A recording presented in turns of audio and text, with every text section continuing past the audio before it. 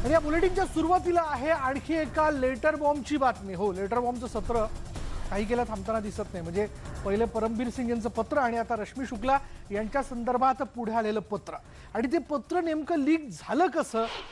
कारण फोन टॅपिंगचा मुद्दा आणि त्याचबरोबर वेगवेगळ्या बदल्यांचा मुद्दा असेल या विषयाला घेऊन खरं तर आरोप प्रत्यारोप आता आपल्याला या क्षणाला होताना दिसत आहेत। आणि आता या पत्रावरनं म्हणजे या लेटर बॉम्बवरनं आता मोठी चर्चा होऊ शकते।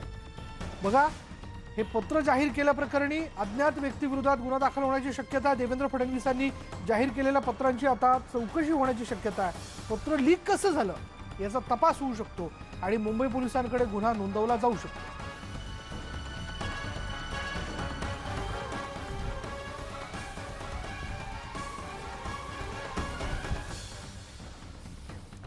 आणि याचबद्दल आपण बोलणार आहोत। आमचे प्रतिनिधी उदय जाधव आता क्षणाला आपल्या बरोबर आहेत। उदय, आणखीन एक लेटर बॉम्ब, बरं हे लेटर विरोधी पक्षनेते देवेंद्र फडणवीस यांनी पुढे आणलेलं आहे। पहिले तर आपण हे समजून घेऊयात की हे पत्र आणि त्यातला नेमका मजकूर काय, आणि ज्यावेळेस हे पत्र लीक होतं तर नेमकं त्या पाठीमागचं गांभीर्य काय? विशाल, आज साधारणतः सकाळी 11च्या सुमारास विरोधी पक्षनेते देवेंद्र फडणवीस यांनी एक पत्रकार परिषद केली आणि या पत्रकार परिषदेमध्ये त्यांनी गुप्तस्फोट केला की राज्यामध्ये पोलिसांच्या ज्या बदल्या केल्या जात आहेत त्या बदल्यांमध्ये मोठ्या प्रमाणात आर्थिक देवाणघेवाण केली जात आहे। त्याचबरोबर हे सगळं आर्थिक देवाणघेवाण ज्यांच्या मार्फत केलं जात आहे त्या सर्वांचं फोन टॅपिंग इंटरसेप्टिंग जे आहे ते त्यांनी मिळवलेलं आहे आणि ते आता त्यांनी दिल्लीला जाऊन देखील त्यांनी केंद्रीय गृह सचिवांकडे देखील सोपवलेला आहे। हा संपूर्ण डाटा जो आहे तो खूप मोठा डाटा आहे। त्यांच्यामध्ये अनेक मोठे मंत्री असतील किंवा त्यांचे सहकारी असतील किंवा इतर काही IPS IAS लॉबीतले जे काही त्यांचे सहकारी असतील असे सगळेच ह्याच्यामध्ये असल्याचं सांगण्यात येत आहे। मात्र विरोधी पक्षनेते देवेंद्र फडणवीस यांच्याकडे जे पत्र आहे, जे पत्र त्यावेळेला मुख्यमंत्री उद्धव ठाकरे यांच्यापर्यंत देखील पोहोचवण्यात आलं होतं आणि मुख्यमंत्री उद्धव ठाकरे यांनी ते गृहमंत्री अनिल देशमुख यांच्याकडे सोपवलं होतं, यांच्याकडे ते हँडओव्हर केलं गेलं होतं। देवेंद्र फडणवीस यांनी आरोप केलेला आहे की यावरती मुख्यमंत्री कार्यालयाकडून कुठली कारवाई करण्यात आली नाही, त्यांनी ते परस्पर गृहमंत्र्याकडे हँडओव्हर केलेलं आहे। मात्र जे पत्र लीक झालेलं आहे, जे आज विरोधी पक्षनेते देवेंद्र फडणवीस यांनी जाहीर केलं आणि त्याचबद्दल जे काही फोन रेकॉर्डिंग असतील किंवा इतर सगळी माहिती आहे ती त्यांनी केंद्रीय गृह सचिवांना दिलेली आहे। या संदर्भात जी काही माहिती आता समोर आलेली आहे त्यानुसार आता कुठेतरी एक पाऊल जे आहे महाविकास आघाडीकडनं म्हणा किंवा राज्य सरकारकडनं उचललं जाताना दिसत आहे की राज्य गुप्त वार्ता विभागाच्या माजी आयुक्त रश्मी शुक्ला या होत्या, त्यांच्या कार्यकाळात हे झाले। कारण 25 ऑगस्ट अशी तारीख जी आहे विरोधी पक्षनेते देवेंद्र फडणवीस यांनी जाहीरपणे सांगितलेली आहे। त्यामुळे त्यावेळेला जे आयुक्त होते राज्य गुप्त वार्ता विभागाचे रश्मी शुक्ला यांच्या अडचणीमध्ये एक वाढ झालेली आहे। अज्ञात व्यक्तीविरुद्ध गुन्हा जो आहे तो दाखल होण्याची शक्यता आता व्यक्त केली जात आहे, तो होत असल्याचे देखील सांगण्यात आलेलं आहे। काही वेळात त्या संदर्भात FIR देखील जाहीर होणार आहे। जर का अज्ञात व्यक्तीविरुद्ध हा जर गुन्हा दाखल झाला तर याची चौकशी जी आहे मुंबई पोलिसांकडून केली जाईल, कारण मुंबईमध्ये या संदर्भात पत्र लीक झाल्याचं सांगण्यात येत आहे। त्यामुळे मुंबई पोलीस याचा तपास जो आहे तो सुरू करतील आणि प्रकरण जे ते गंभीर आहे। उदय, धन्यवाद या सगळ्या माहितीबद्दल। याबद्दलचे अपडेट्स आम्ही तुझ्याकडनं घेत राहू। तर आपण पाहिलं की आता या दुसऱ्या लेटर बॉम्बमुळे मोठी चर्चा आहे आणि आता याचबद्दल विरोधी पक्षनेते देवेंद्र फडणवीस यांनी थेट दिल्लीला जाऊन केंद्रीय गृह सचिवांची भेट घेतली आहे। याबद्दलचे पुरावे त्यांच्यासमोर त्यांनी सादर केले आणि याविषयी चौकशी झालीच पाहिजे असा आग्रह त्यांनी धरला आणि मागणी केली।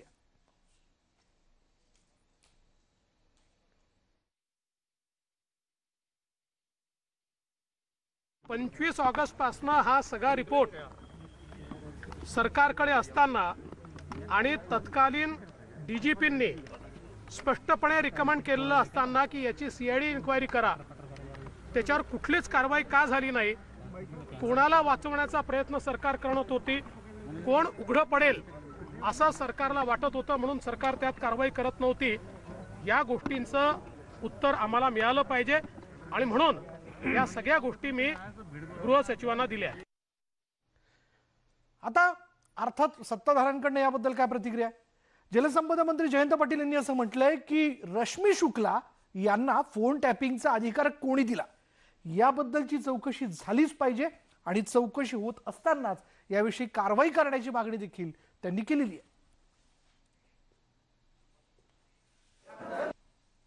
हे फोन टॅपिंग हे कोणाच्या परवानगीनं झालं? नंबर एक, फोन टॅपिंग करण्याचा अधिकार रश्मी शुक्ला यांना कोणी दिला?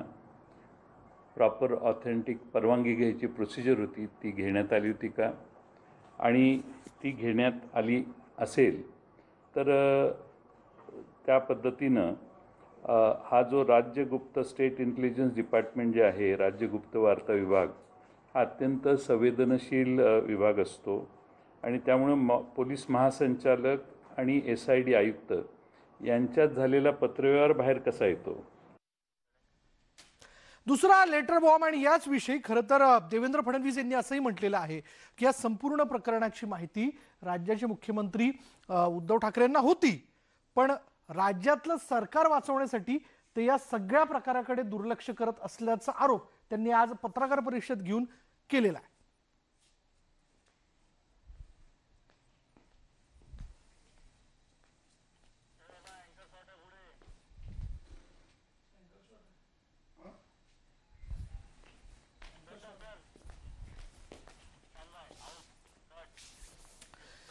पहिले तर बघूयात की याबद्दलची पत्रकार परिषद आज देवेंद्र फडणवीस यांनी घेतली. त्यात त्यांनी महत्वाचा पहिला मुद्दा कुठला मांडला आणि त्यावरती सत्ताधारी पक्षाच्या वतीने काय स्पष्टीकरण देण्यात आलं. उलट हा सगळा प्रश्न ज्यांनी उपस्थित केला त्या कमिशनर इंटेलिजन्सलाच त्या ठिकाणी शिक्षा देण्यात आली. त्यांचं प्रमोशन DGचं होतं, सिनियर मोस्ट होतं, ते थांबवलं. त्यांच्या नंतर त्यांना ॲडव्हान्स प्रमोशन दिलं आणि त्यांना प्रमोशन देणं आवश्यकच होतं कारण त्यांचे CR चांगले होते. म्हणून त्यांना एक विशेष पोस्ट तयार केली. ती कॅबिनेटच्या अप्रुव्हल शिवाय DG सिव्हिल डिफेन्स 10x10चं केबिन आणि त्यांना त्या ठिकाणी प्रमोशन दिल्याचं दाखवलं आणि त्यांच्यावर अन्याय केला. ते फोन टॅपिंग इल्लीगल होता, त्यामुळे त्या अधिकाऱ्याला वेगळ्या पद्धतीने शिक्षा म्हणून एक नवीन पद निर्माण करून त्यांना त्या ठिकाणी बसवण्यात आला. कारण ही अधिकारी बेकायदेशीरपणे फोन टॅप करत होती. सरकार बनवत असताना सर्व महत्वाचे जे नेते होते सरकार बनवत असताना त्यांचे पण फोन टॅप करण्याचा उद्योग या रश्मी शुक्लांनी केला होता. मी आज दिल्लीला चाललो आहे. माननीय गृह सचिवांना मी भेटून ही सगळी इन्फॉर्मेशन त्यांना सील्ड इन्फॉर्मेशन त्यांच्याकडे देतोय. सगळे माझ्याकडे जे पुरावे हे त्यांच्याकडे मी देतोय आणि मी त्यांना विनंती करणार आहे की याच्यामध्ये IPS ऑफिसरचे कस्टोडियन ते असल्यामुळे याची CBIची इन्क्वायरी ही त्यांनी करावी अशा प्रकारची मी मागणी करणार. कुठेतरी सरकारला बदनाम करण्याच्या कट कारस्थान हे भारतीय जनता पक्ष आणि देवेंद्र फडणवीस यांच्या माध्यमातून होत आहे. आज ते उघडे पडले. जे काही माहिती त्यांनी दिली हे सगळी अत्यंत खोटी माहिती होती आणि त्यांनी सांगितलंय की मी गृह सचिवांकडे केंद्रात जातो, तो राज्यपाल यांच्या माध्यमातून हा सगळा रिपोर्ट मागवेल. म्हणजे कुठेतरी महाराष्ट्राच्या सरकार बदनाम करण्याच्या कट कारस्थान, सरकार पाडण्याच्या कट कारस्थान आता राजकीय दृष्टिकोनातून करता आला नाही, तर अधिकाऱ्यांना हातात घेऊन कुठेतरी सरकारला बदनाम करण्याचं काम भारतीय जनता पक्ष देवेंद्र फडणवीस हे स्वतः करताय. आणि आता आपण जाऊया थेट राज्याचे मंत्री बाळासाहेब थोरात यांच्या पत्रकार परिषदेत.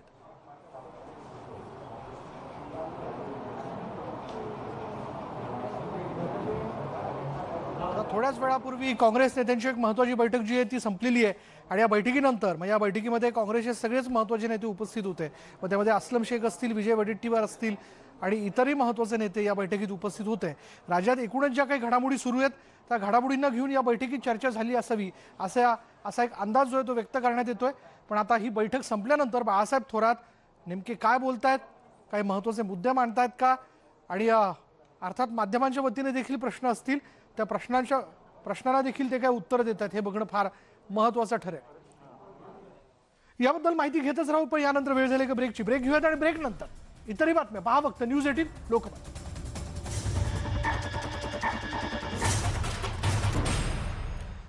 आता ब्रेक नंतर एक महत्वाची ब्रेकिंग न्यूज आहे छत्तीसगडमधनं. छत्तीसगडमधल्या नारायणपूरमध्ये माओवाद्यांनी एक भूसुरुंग स्फोट घडवलेला आहे. एक जवानांची बस जी आहे एका मोठ्या कारवाईसाठी बुडून जात होती आणि त्याच वेळी हा भूसुरुंग स्फोट त्यांनी घडवलेला आहे, ज्यामध्ये आपले 5 जवान जे आहेत ते शहीद झाल्याचं कळत आहे. याबद्दल अधिक माहिती आपण जाणून घेऊयात. आमचे प्रतिनिधी महेश तिवारी आपल्या बरोबर आहेत. महेश, काय अपडेट याबद्दल? विशाल, नारायणपूर जिल्ह्यात ही दुर्दैवी घटना घडलेली आहे. गडचिरोली जिल्ह्याला लागून असलेला हा जो नारायणपूर आहे त्या ठिकाणी कडेनारच्या जवळ ही बस जी आहे, DRG जवान जे आहेत त्या बसमधून येत होते. 40 जवान त्यामध्ये होते आणि ही बस जेव्हा त्या ठिकाणी पोहोचली तर कलवडजवळ दबा धरून बसलेल्या माओवाद्यांनी आयडी बॉम्बचा स्फोट केला आणि त्या स्फोटामध्ये ही बस आपण फोटोमध्ये बघू शकतो कशा भयानक पद्धतीने उडून जाऊन लगतच्या खड्ड्यात पडली होती आणि त्यामुळे घटनास्थळी जे आहे 3 जवानांचा मृत्यू झाला होता आणि काही जवान जखमी होते. आता आकडा वाढलेला आहे. 5 जवान शहीद झाले आहेत. उर्वरित 12 जवान हे जखमी आहेत.